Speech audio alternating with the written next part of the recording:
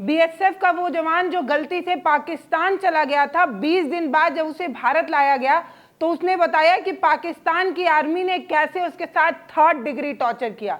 पाकिस्तान में उसके साथ कौन कौन से और कैसे कैसे सितम होते रहे, लेकिन उसके बाद भी बीएसएफ के जवान ने पाकिस्तान की आर्मी को कुछ भी नहीं बताया। पाकिस्तान की आर्मी बीएसएफ के जवान पर सितम ढाती रही, आंख बांध कर 3rd डिग्री टॉर्चर करती रही, लेकिन इसके बावजूद भी बीएसएफ के जो जवान हैं इनका हौसला नहीं टूटा। और 20 दिन बाद जब इन्हें भारत लाया गया तो इनकी पत्नी ने बताया कि वीडियो कॉल पर जब इनके पति से बात हुई तो उस समय पति के क्या हालात थे। बीएसएफ का ये जवान जब पाकिस्तान की सीमा में जाकर फंस जाता है तब भारत का हर एक नागरिक बीएसएफ के जवान के लिए प्रार्थना करने लगता है। कारण ये है क्योंकि हम जानते हैं कि पाक के जो नापाक इरादे हैं वो कैसे हैं। आप सभी को पता है कि कारगिल युद्ध में किस तरीके से भारतीय सेना को पकड़कर पाकिस्तान ने उन पर क्या क्या सितम ढाए थे। तो कारगिल युद्ध के बाद हमें पाकिस्तान के इरादे तो पता ही है कि उसे जब भी भारत की सेना का कोई भी सैनिक हाथ लगता है तो वो उस पर किस किस तरीके का सितम ढाता है। देखिए, आंख बांध कर ले गए, टॉर्चर किया। ये बीएसएफ के जवान हैं, उनकी लाइन को मैं कोट कर रही हूं, उनका नाम पूनम शाह है।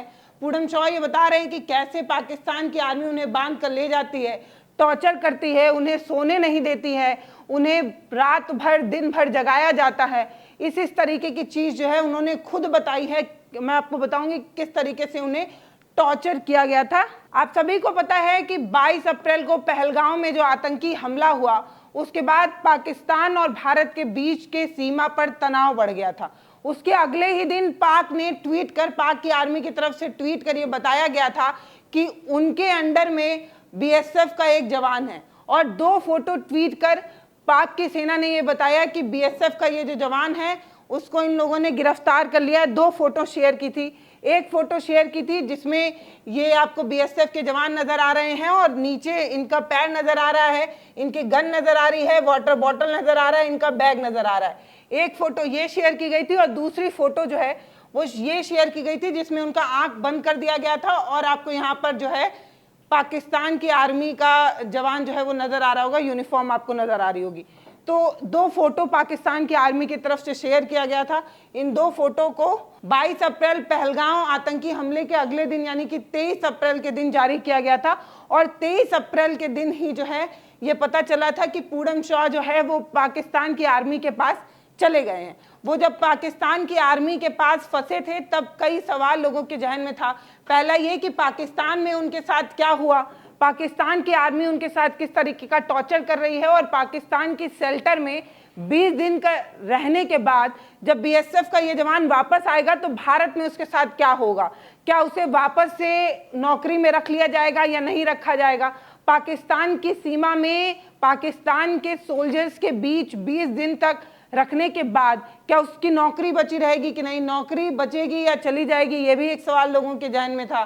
क्या कहता है प्रोटोकॉल के अनुसार क्या होगा इनके साथ, इन्हें नौकरी दी जाएगी या इनकी नौकरी इनसे ले ली जाएगी, इन्हें रिटायर कर दिया जाएगा, इनके साथ क्या होगा, ये एक सवाल था कि भारत का प्रोटोकॉल क्या कहता है। 20 दिन तक पाक की सीमा में रहने के बाद, सैनिकों के अंडर रहने के बाद क्या होगा इनके साथ, ये बड़ा सवाल था। और भारत में इनके साथ क्या होने वाला है, ये सभी सवाल जो है वो पूछे जा रहे थे। और ये देखिए कई अखबारों की कटिंग है, कई न्यूज़ आर्टिकल है जिसमें इस तरीके के सवाल जो है वो पूछे जा रहे थे कि क्या पाकिस्तान से वापस लौटे बीएसएफ जवान पूनम शाह की नौकरी चली जाएगी। जानिए प्रोटोकॉल क्या कहता है। यानी कि 23 अप्रैल को गलती से जो बॉर्डर क्रॉस करके पूनम शाह पाकिस्तान पहुंचे थे, वो 20 दिन बाद जब वापस लौट कर आए हैं तो उनकी नौकरी बचेगी कि नहीं, चली जाएगी, क्या कहता है प्रोटोकॉल। अब आप सोच रहे होंगे कि इसमें इस जवान की गलती तो थी नहीं, तो इनकी नौकरी जाने वाली बात क्यों कही जा रही है। आप सभी को याद होगा 2019 में जब बालाकोट वाला हमला हुआ था, बालाकोट में जो एयर स्ट्राइक हुई थी, तब जो अभिनंदन थे, विंग कमांडर अभिनंदन थे, जो मिग विमान 21 लेकर गलती से पाकिस्तान पहुंच गए थे, जब वो वापस लौट कर आए थे तो उन्हें भी बहुत दिन तक जो है वो उनको काम पर नहीं लिया गया था, उनको भी बहुत दिन तक रेस्ट पर भेजा गया था। भारत का प्रोटोकॉल क्या कहता है कि जब कोई सोल्जर किसी भी दूसरे देश में उनके अंडर कस्टडी में चला जाता है तो उसे नौकरी पर कितने दिन बाद बहाल किया जाता है। जितने दिन वो नौकरी पर नहीं रहते हैं उतने दिन उस सैनिक के साथ क्या होता है, उसकी नौकरी की सैलरी उसे मिलती है या नहीं मिलती है, क्या किया जाता है उसके साथ, इस वीडियो में हम आपको पूरा बताएंगे। अब आपको एक बात बताऊं कि 20 दिन तक पाक की जो सेना है वो बीएसएफ के जवान को लौटा नहीं रही थी, लेकिन जब 3 बार जो है हाई लेवल मीटिंग हुई और इस बात पर तय बात बनी कि आपका एक जवान हम लौटाएंगे और हमारा एक जवान जो है वो आपको लौटाना होगा।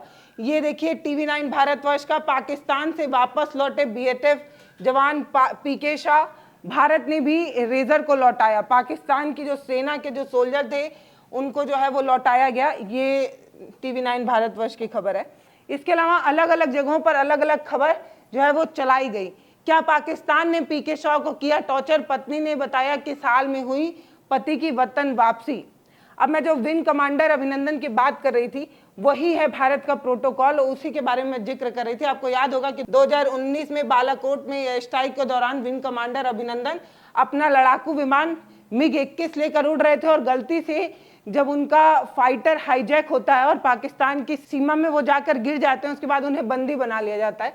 काफ़ी दिन बाद उन्हें छोड़ा जाता है और जब उनकी वतन वापसी होती है तब काफ़ी दिन बाद उन्हें नौकरी पर वापस बुलाया जाता है। भारत वापस आने के बाद उन्हें तुरंत ड्यूटी पर नहीं रखा गया था।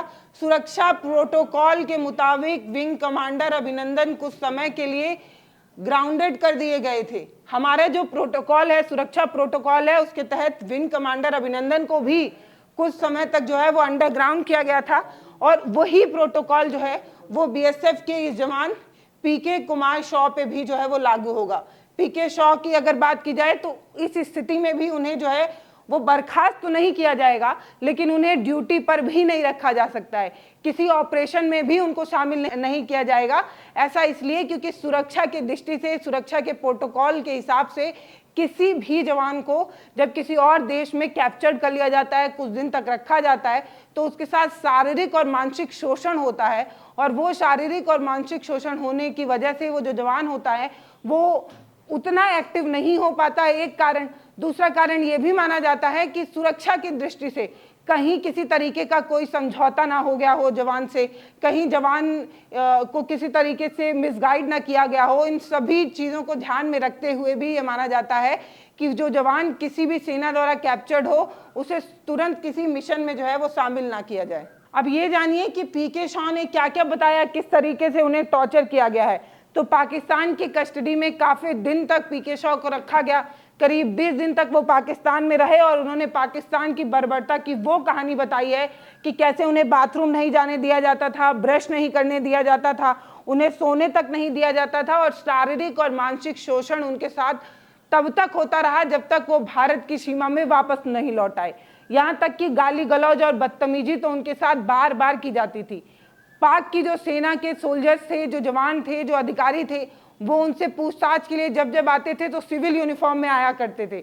उन्हें 3 जगहों पर बार बार ले जाया गया और उन तीनों जगहों पर जब उन्हें ले जाया जाता था तो उनके आंख पर पट्टी बांध दी जाती थी ताकि वो किसी जगह को पहचान ना पाएं, ताकि वो ये ना जान पाएं कि वो पाक के किस जगह पर जा रहे हैं। तो ये सब पीके शाह ने खुद बताया है। आप सभी को पता है कि 22 अप्रैल को कैसे पहलगाम आतंकी हमला होता है। 23 अप्रैल को ये गलती से जो है वो सीमा में घुस जाते हैं। दरअसल सीमावर्ती इलाकों में ये बीएसएफ जवान किसान की मदद के लिए वहाँ मौजूद होता है। ये पीके शाह जो हैं उनकी तबीयत थोड़ी गड़बड़ा जाती है और एक पेड़ की छांव में शरण लेने के लिए वो जाते हैं। पेड़ के छांव में शरण लेने के लिए वो जाते हैं, लेकिन इन्हें जीरो लाइन के बारे में पता नहीं होता है और गलती से वो उस पेड़ के नीचे जाकर बैठ जाते हैं जो पाकिस्तान के अधिकृत जमीन पर था और गलती की वजह से उन्हें जो है वहाँ गिरफ्तार कर लिया जाता है। ये बात भारत की आर्मी को जब पता चलता है तो वो वहाँ पहुँचती है और पाकिस्तान की आर्मी को समझाने की कोशिश करती है कि दरअसल पीके शाह नए नए इस इलाके में आए हैं, उन्हें जीरो लाइन के बारे में जानकारी नहीं थी, लेकिन इसके बावजूद भी पाकिस्तान की जो सेना थी वो मानती नहीं है और इनको ज़बरदस्ती लेकर चली जाती है। तो गलतीवश जो है वो पीके शाह पाकिस्तान की सीमा में चले गए थे और तब से वो वहाँ पर 20 दिनों से उन पे पाकिस्तान की सीमा के अंदर थे। लेकिन भारत में इनकी पत्नी जो गर्भवती थी वो इस चीज़ को लेकर परेशान थी। 22 अप्रैल को पहलगाम में आतंकी हमले के बाद 7 मई को जिस तरीके से ऑपरेशन सिंदूर होता है, 17-18 दिनों में जिस तरीके से सीमा पर तनाव बढ़ते रहता है, ये जो गर्भवती महिला होती हैं, पीके शाह की जो प्रेग्नेंट पत्नी है, वो इस चीज को लेकर चिंतित हो जाती हैं कि भारत पाकिस्तान में अगर इसी तरीके के रिश्ते रहे तो इनके पति को वापस नहीं किया जाएगा। बंगाल के रहने वाले हैं तो ममता बनर्जी से भी इनकी प्रेग्नेंट पत्नी की मुलाकात होती है और ममता बनर्जी भी जो है एक आश दिलाती हैं कि आपके पति को छोड़ दिया जाएगा। बीएसएफ के अधिकारियों से लगातार मेरी बात हो रही है, इस तरीके की जानकारी भी सामने आई है। पत्नी जो है वो थोड़ा सांस तो जरूर लेती हैं, लेकिन चिंता बनी रहती है कि जिस तरीके से ऑपरेशन सिंदूर हो रहा है, जिस तरीके से सीमावर्ती इलाके में तनाव बढ़ रहा है, जिस तरीके से गोलाबारी हो रही है, ना तो पाकिस्तान ना तो भारत में किसी तरीके की आस नजर आ रही थी कि पीके शॉ जो है वो वापस लौट पाएंगे। 14 मई को अटारी बॉर्डर से इन्हें वापस लाया गया और जब ये भारत की सीमा पर वापस लौटे तब इनकी जो पत्नी है रजनी शॉ वीडियो कॉल पर अपने पति से बात करती हैं और पति से बात करते हुए वो मीडिया वालों को ये बताती हैं कि जब उनके पति से बात हुई तो उन्हें बहुत खुशी हुई कि उनके पति उन्हें स्वस्थ नजर आ रहे थे।